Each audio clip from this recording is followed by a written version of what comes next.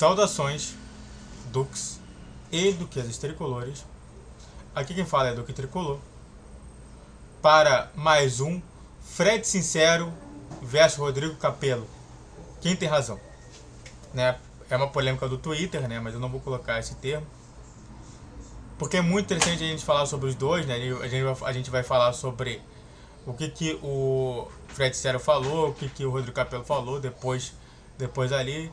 Falar justamente alguns tópicos anteriores que é importante falar sobre isso. Então, sente no sofá ou na poltrona, deite na cama, relaxe, me escute e entre no meu divã. Bom, para quem não sabe, dentro da psicologia existem um termo técnico que é justamente isso, é orientar, é fazer uma formação orientadora, né? Que é você trabalhar com algum tipo de formação que a pessoa não tenha naquele momento. E você busque, ou até mesmo você já tenha lá, e busque orientar a pessoa da melhor maneira possível. Algumas pessoas às vezes não entendem algumas coisas que estão sentindo.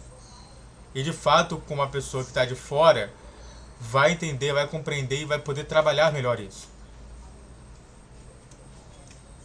Então, vamos falar sobre algumas informações antes de falar sobre a polêmica em si, para depois entrar na polêmica em si, tá bom? Eu acho que a primeira coisa que a gente tem que falar é que toda hora eu falo, e cansa mesmo de falar, que é o Grupo Galápagos e o Fluminense. Para quem não sabe, o Grupo Galápagos foi justamente uma rede instituída dentro para fazer como segunda visão do que o Fluminense teve de problemas. E lá ele afirma que o Fluminense tem o grande problema de fluxo de caixa, muito devido às questões da dívida, que tem que ser pagas, e que para serem pagas do jeito que está funcionando a equipe, a única solução possível e viável é a venda de jogadores, tá? Então, é importante falar que o Grupo Galápagos falou que a única possibilidade de você realmente se tornar um clube tranquilo financeiramente, que é justamente o que o Fluminense está buscando pelo Mário Bittencourt e até mesmo pela gestão toda, é justamente a venda de jogadores e a contratação de jogadores sem custo adicional do Fluminense, ou seja, no máximo uma luvas. Mas como foi, por exemplo, no caso do Ione, no caso do Felipe Melo, o próprio Ganso, que também já estava terminando com o contrato dele, a gente trouxe o Ganso para a nossa equipe. Então, o próprio Cano, que também acabou o contrato, o Fluminense contratou ele. Então, segue justamente o ritmo que a Galápagos enviou. Também o grupo interno do financeiro do Fluminense, né, que foi a primeira via, se eu falei da segunda, eu tenho que falar da primeira via.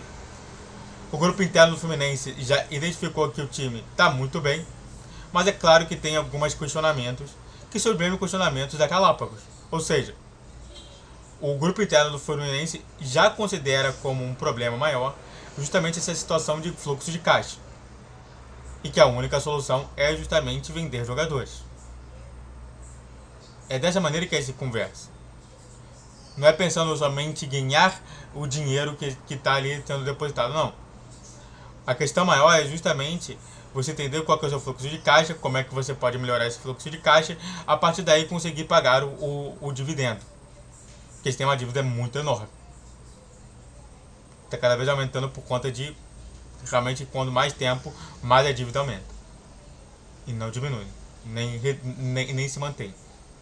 Né? Os problemas, só para a gente falar igualmente como a psicóloga, né? O mercado financeiro e a psicologia têm quase a mesma questão.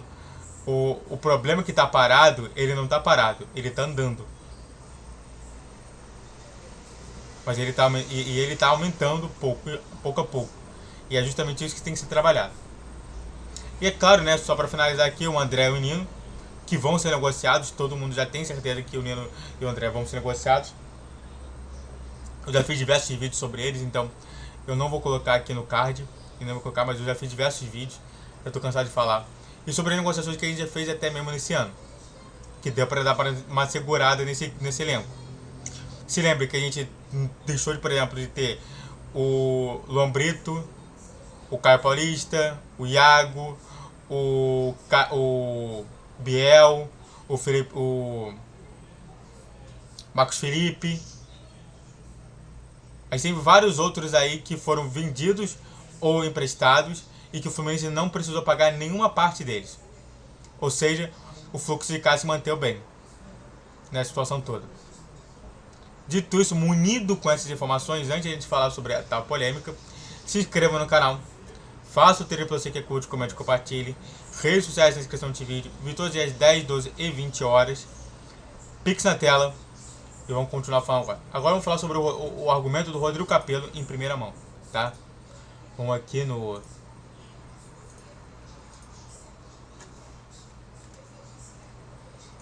Vamos ver o que o Rodrigo Capello falou, né? Calma. O Fluminense recebeu a oferta de 160 milhões por André. Financeiramente, dada a fragilidade da situação do clube, recusá-la foi uma irresponsabilidade. Mas não dá para ver a decisão da diretoria sem citar o ambiente selvagem e nocivo do futebol. Eis meu comentário no Sport TV. Vamos ver o comentário dele. O Fluminense recentemente recebeu uma proposta do Liverpool para vender o André. Aproximadamente. A proposta foi recusada. De um ponto de vista assim, meramente financeiro, se a gente for analisar Vou ter que comentar aqui. do Fluminense, não aceitar essa proposta, recusar essa proposta é uma irresponsabilidade. Porque a gente está falando de clube, tá? Quase falido. Ah, mas tá na Libertadores, tá bem em campo, o Diniz tá mandando super bem, agora tem que ir na seleção. Eu sei de tudo isso, mas continua sendo um clube com condições financeiras muito complicadas. É um clube que arrecada no ano 200, 250, 300 milhões de reais e que tem uma dívida acima de 700 milhões. É um clube que faz muito esforço para manter o salário dos jogadores em dia, as imagens em dia, para que isso não vire um problema no campo, e tem absoluta dificuldade para manter os outros salários, os outros custos em dia e pagar os seus outros credores. Este Fluminense recusou 160 milhões de reais. Primeiro, porque o próprio Fernando Diniz foi contra a venda, ele conta com o jogador, ele precisa do jogador. E depois, por uma questão de futebol brasileiro, ele também tem que entender um pouco o lado do presidente do Fluminense, da diretoria do clube, que é de que eles estão muito próximos de chegar num título de Libertadores. Se vende um jogador que seja, e as pessoas entenderem, por pessoas entendem, tanto jornalistas, influenciadores e torcedores entenderem que por causa da saída deste jogador, o clube perdeu a Libertadores, é a integridade física do presidente que tem jogo. Então é uma decisão super difícil de ser tomada. Todos eles sabem, e aí eu tô falando que não é um achismo meu, uma informação, todo mundo na diretoria do Fluminense sabe que recusar essa proposta foi algo temerário e irresponsável, mas diante de como funciona o nosso futebol e os riscos envolvidos, eles recusaram. E aí quando você não tem 160 milhões de reais entrando na venda de um jogador, você tem toda essa condição financeira que é muito complicada, você vai atrás de dinheiro emprestado. E aí a antecipação da liga, ela encaixa. A diferença é que a antecipação de dinheiro da liga não é receita, é dívida. Então, o clube, em nome do desempenho esportivo dentro de campo, recusa uma proposta super importante, deixa de arrecadar e se endivida ainda mais. Se vencer ou não vencer a Libertadores, o problema ficou, vai ter que ser resolvido depois. E quando isso acumula de ano em ano, de década em década, os clubes vão quebrando. Então, eu trouxe esse caso aqui, acho que vai dar debate, vocês podem debater, inclusive, se venderiam ou não, André, né? Do ponto de vista meramente financeiro, teria que ter vendido e saído correndo no gramado do Maracanã, batendo no peito, agradecendo a Deus, porque 160 milhões era muito dinheiro. Me ocorreram duas palavras quando você começou esse raciocínio. Poxa vida. Eu não sei se ele vai falar, ele vai falar mais, tá bom. Tipo um golaço da diretoria do Fluminense. Pô, que legal, presidente, é isso aí, né? Um jogador fundamental pro modelo de jogo do Fernando Diniz, não foi embora. Aí, o outro lado dessa moeda é que lá na frente isso pode custar muito caro. Mais caro do que uma Libertadores pode dar ao clube. E assim, as circunstâncias, elas ditam a gravidade da decisão que está sendo tomada, né? Se hoje o Fluminense estivesse equilibrado, tivesse um caixa tranquilo, pagando todos os seus salários, todas as suas dívidas, tomar uma decisão em prol do esportivo, ela vai ter o seu ônus de não receber 160 milhões de reais, que é bastante dinheiro, né? Mas daria para levar. A questão é que o Fluminense é um clube que está muito fragilizado financeiramente. Mas aí o que chateia um pouco, né, Barreto? Porque a gente fala disso aqui durante 10 minutos na redação, mas vamos combinar que a gente é a exceção que está tentando trazer isso para as pessoas. Porque geralmente o raciocínio, e ele vai para todos os clubes, se o Fluminense vender o jogador e perder o próximo jogo da Libertadores, for eliminado, a culpa do presidente tem que bater naquele cara. É assim que algumas pessoas se comportam. A gente vive num ambiente selvagem. Na pior das hipóteses. Na melhor das hipóteses, é o jornalista, é o influenciador, é o torcedor, todo mundo destruindo alguém porque o cara tomou uma decisão que era a decisão necessária, vender o jogador. Então o Mário foi lá e comprou essa briga.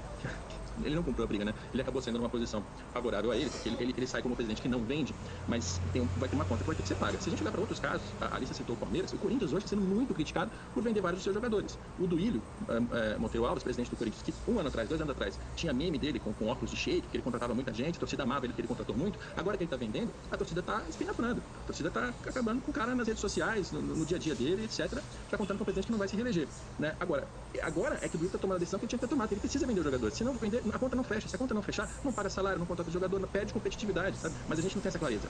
O ambiente ele é muito nocivo, ele é muito selvagem, ele tem muita cobrança de todos os lados, da mídia, do torcedor, da torcida organizada. E aí os dirigentes acabam tomando decisões. São decisões irresponsáveis. Estou repetindo aqui que o Fluminense fez foi irresponsável, porque ele tem esse risco do ambiente que ele está inserido. Então, mais ou menos é isso, né, que ele fala. E aí a contra-resposta do Fred Sincero foi justamente falar um abraço pro Rodrigo Capello, que ele fala que o Fluminense vai fechar com a receita recorde em série histórica, mas isso não significa nada, tá? Eu só quero falar com vocês sobre isso, né, só pra finalizar aqui, pra ficar um vídeo não tão longo assim, não. A resolução final é, tá? E peço desculpas ao Sport TV, claramente que talvez o Sport TV queira alguma situação, mas eu acho que o Rodrigo Capello colocou no seu site, não sei se vai ser cobrado isso, talvez até tenha uma tarja amarela, né, porque é fundamento da Sport TV. Mas é importante comentar o seguinte: o Rodrigo Capello não tá errado, tá? A gente tem responsabilidade. Beleza, a gente venceu uma Libertadores e tudo mais, mas e aí, depois? Sabe, até agora ninguém tá falando depois disso. E é claro que eu vou fazer um vídeo sobre isso tudo, tá? Um vídeo especial, único, pra falar sobre o e depois. Muito obrigado a todos que assistiram, eu fico por aqui. Se inscreva no canal, faça o triplo Z que é curte, comente e compartilhe. Redes sociais na descrição desse vídeo, vi todos os dias 10, 12 e 20 horas. Pix na tela, saudações tricolores.